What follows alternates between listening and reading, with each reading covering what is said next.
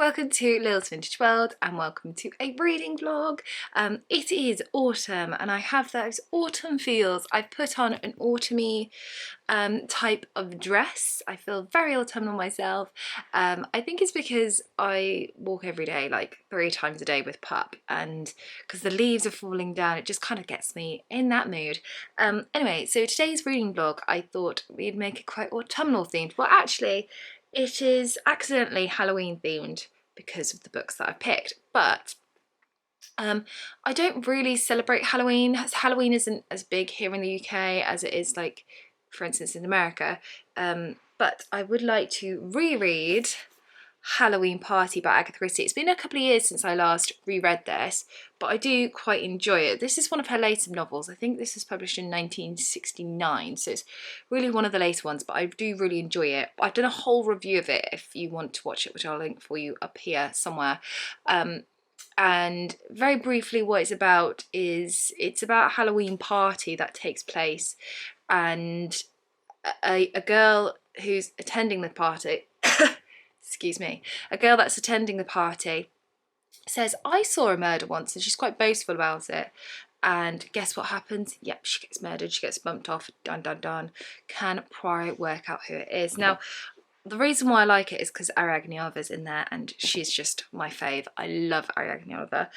So my plan today is to reread this again, and I would also like to reread, if I have enough time, the graphic novel version of it too, which will be lots and lots of fun, and maybe watch the David Suchet adaptation of it as well, but all time dependent, all seeing how fast I read. So yeah, that's all I have to say.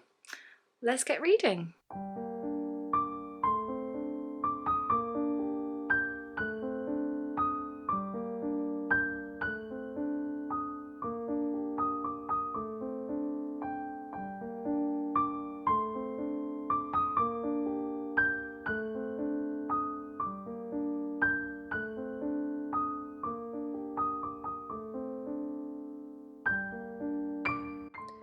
I'm just on chapter 6. I just wanted to read you this bit. And next, Poirot consulted his watch. He was to meet Mrs. Oliver in exactly 10 minutes' time outside a house called Apple Trees. Really, the name seemed uncannily appropriate because Joyce is drowned in apple bobbing bucket. So I thought that was very clever of Agatha Christie to put that in.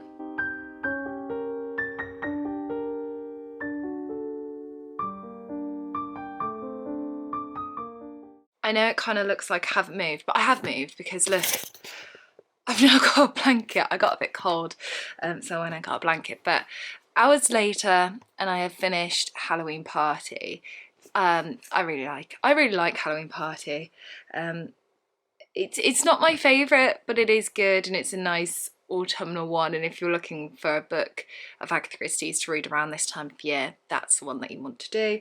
Right, I'm now gonna reread this. It's been a really long time since I've last reread this. I think I actually only read this twice, so this will be my 3rd time of reading it, whereas this book I think I've read like 5-6 times, something like that.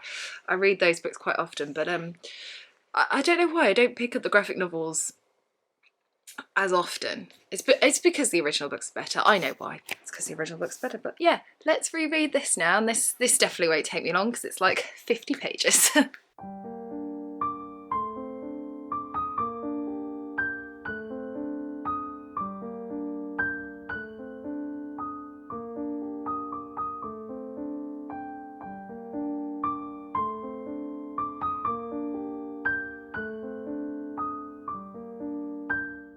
I have to say, I am not keen on this is meant to be Mrs. Oliver. She's not nearly bohemian enough.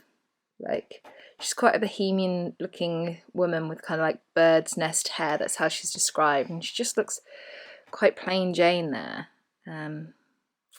Yeah.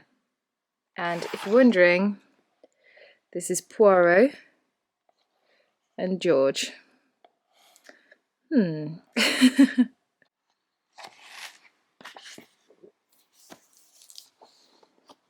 So I've now just finished rereading the graphic novel of Halloween Party. I liked that.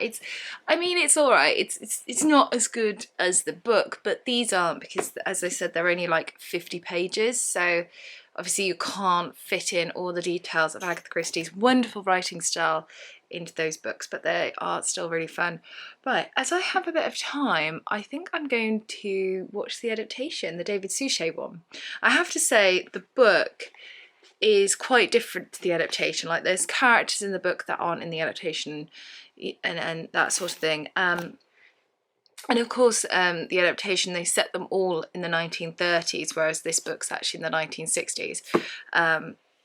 But I think we can kind of blame Agatha Christie for that in a way, because Hercule Poirot, obviously, he was first written about in 1920 in Mysterious Affair at Styles. In 1920, he's already, you know, he comes over as this refugee, but he is retired by that point already. So if he's at this point of retirement in the 1920s, by the time that we're getting to Curtain, how old is he meant to be? Because that's books from the 1970s. So it's like, so we can kind of blame Agatha Christie for that anyway.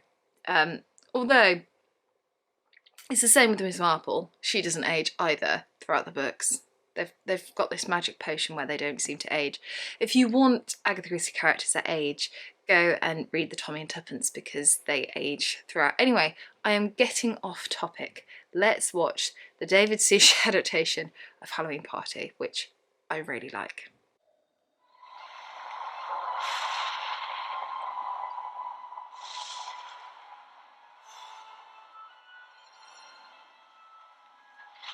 It doesn't have to be